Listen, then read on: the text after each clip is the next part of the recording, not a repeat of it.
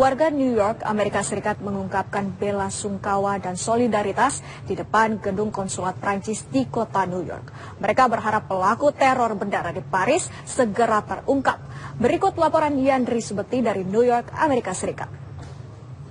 Kantor konsulat Prancis yang berada di Manhattan, kota New York City, dipenuhi oleh warga New York untuk menyampaikan atau untuk mengungkapkan rasa bela sungkawa atas peristiwa yang terjadi di kota Paris, Prancis pada Jumat 13 November beberapa waktu yang lalu, di mana lebih dari 150 korban jiwa melayang akibat beberapa serangan yang dilakukan oleh sekelompok teroris.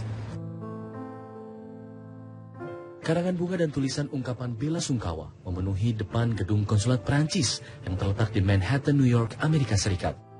Mereka menyampaikan rasa duka cita kepada warga Prancis. I hope that the government in France can find the people who made the attack and made Paris be safe for all the people, because we don't want to be afraid to go out in Paris because it's a beautiful city and I think it's important to feel safe, and so I hope that they can find who made that.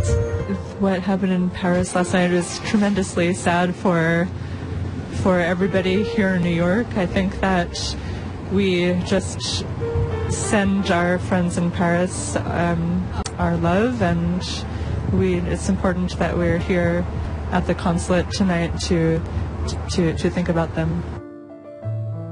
Dari pagi hingga malam, warga Big Apple datang dan meletakkan karangan bunga, berdoa, atau hanya sekedar berhenti sebentar untuk berbela sungkawa. Dari New York, Amerika Serikat, Yandri Subekti, TV One, mengabarkan. Sementara itu, Kedutaan Besar Perancis di Indonesia masih membuka pelayanan visa. Terkait teror di Paris, visa Schengen menuju Perancis masih bisa diterima, tetapi akan ada pemeriksaan imigrasi yang lebih ketat. Berikut keterangan Attaché Pers Kedutaan Besar Perancis untuk Indonesia, Gaspard Vignal.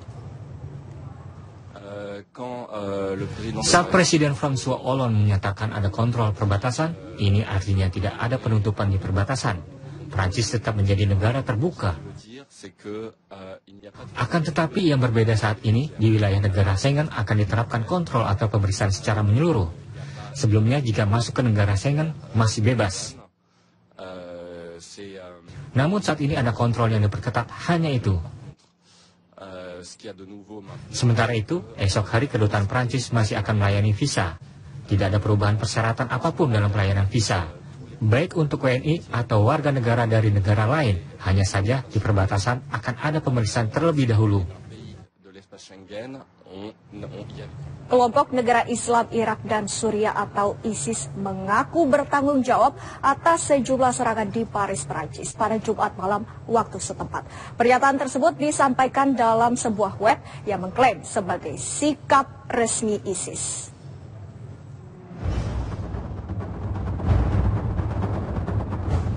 Dalam rilisnya, ISIS mempersenjatai 8 pejuang dengan rompi bahan peledak dan senjata api.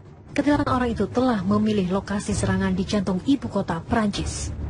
Serangan yang menewaskan lebih dari 100 orang itu untuk menunjukkan Prancis akan menjadi target utama jika pemerintah Prancis terus menyerang ISIS di sejumlah wilayah di Suriah. ISIS sebelumnya menyebarkan video yang berisi ancaman untuk menyerang Prancis jika melancarkan serangan kepada pejuangnya. Sementara itu, aparat kepolisian Prancis telah memastikan 8 orang pelaku yang mendalangi serangkaian serangan teror di Paris pada Jumat malam tewas.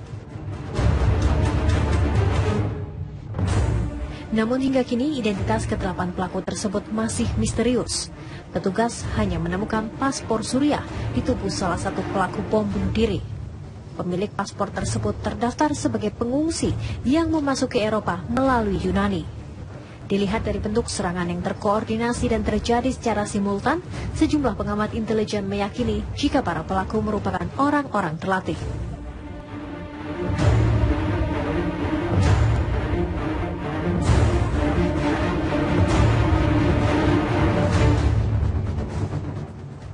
5 anggota TNI meninggal saat sebuah truk terperosok ke jurang di Pegunungan Poso. Para anggota TNI ini sedang mengejar kelompok teroris Santoso. Bagaimana informasinya? Sesaat lagi. Paham bahan peledak. Namun Wakil Mendagri Malaysia tidak menyebutkan jumlah dan identitas anggota kelompok ini. Pasca kejadian penyerangan di Paris, pemerintah Malaysia kini meningkatkan sistem pengamanan KTT ASEAN yang akan digelar minggu depan. Pemerintah Malaysia menjamin seluruh kepala pemerintahan dan negara peserta KTT akan selamat hingga akhir acara. Selain ASEAN, perhelatan tahunan ini juga akan dihadiri oleh kepala negara Amerika Serikat, Tiongkok, Rusia, Australia, India, Selandia Baru, dan Korea Selatan. Dari Kuala Lumpur, Malaysia, Dodi Kusmayadi, Dimas Purnomo, TV One mengabarkan.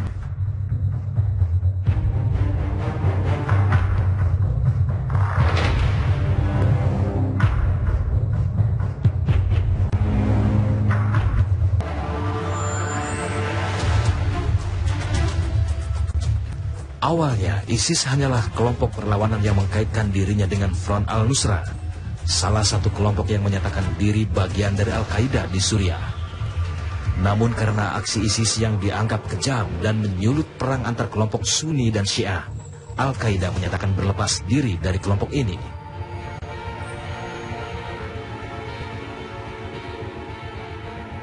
Di bawah kepemimpinan Abu Bakar al-Baghdadi, kelompok ini kemudian memproklamasikan diri sebagai negara Islam di Irak dan Syam atau Suriah. Pengaruh ISIS pun bahkan dengan cepat melebihi Al-Qaeda itu sendiri. ISIS dianggap lebih berbahaya dibanding Al-Qaeda karena ISIS diduga mempunyai pengikut hingga ribuan orang.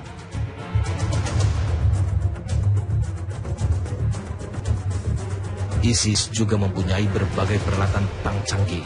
Bahkan ISIS mampu merebut sejumlah jet tempur dari militer Suriah.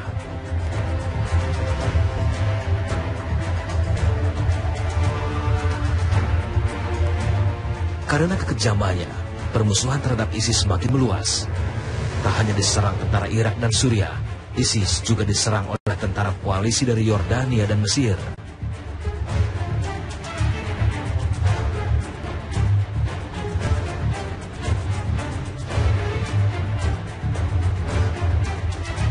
Ini dilakukan setelah pilot Suriah dieksekusi oleh ISIS dan sejumlah warga Mesir juga tak luput dari kekejaman ISIS.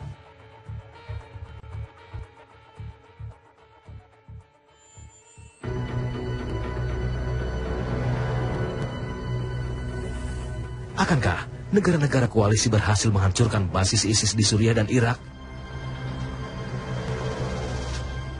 Atau ini akan menjadi peperangan yang terus berkepanjangan?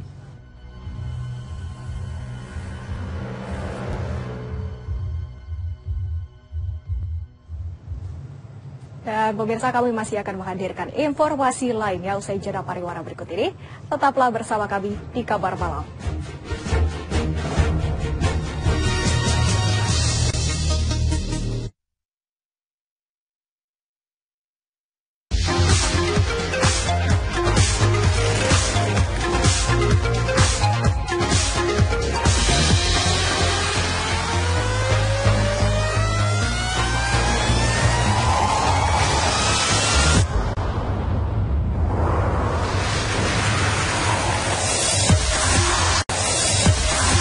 Paris, Prancis. Penangkapan kali ini dilakukan oleh beberapa anggota kepolisian dengan menggunakan senjata lengkap dan anjing pelacak. Selain itu, otoritas setempat juga mengatakan 2 dari 7 orang pelaku penyerangan yang tewas di Paris pada Jumat malam tinggal di Brussels. Sementara para pelaku yang ditahan saat ini masih dalam penyelidikan pihak kepolisian setempat.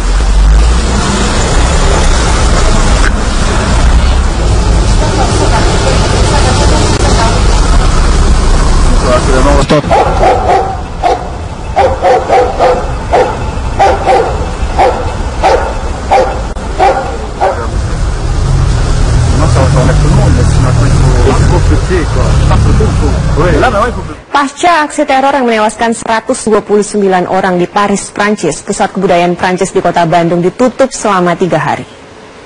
Berdasarkan pantauan Metro TV di pusat kebudayaan Paris yang terletak di Jalan Purnawarman, kota Bandung, Jawa Barat, tidak ada aktivitas belajar mengajar di Institut Prancis Indonesia. Menurut informasi yang diterima awak media, pihak pengelola Pusat Kebudayaan Prancis telah meliburkan aktivitas di gedung ini selama 3 hari, terhitung mulai hari Minggu ini. Sementara itu, sejumlah petugas pengamanan gedung terlihat berjaga-jaga di depan gedung yang biasa digunakan untuk kursus bahasa Prancis dan kegiatan budaya lainnya. Pihak Pusat Kebudayaan tidak memperbolehkan orang yang tidak berkepentingan masuk ke halaman maupun ke dalam gedung.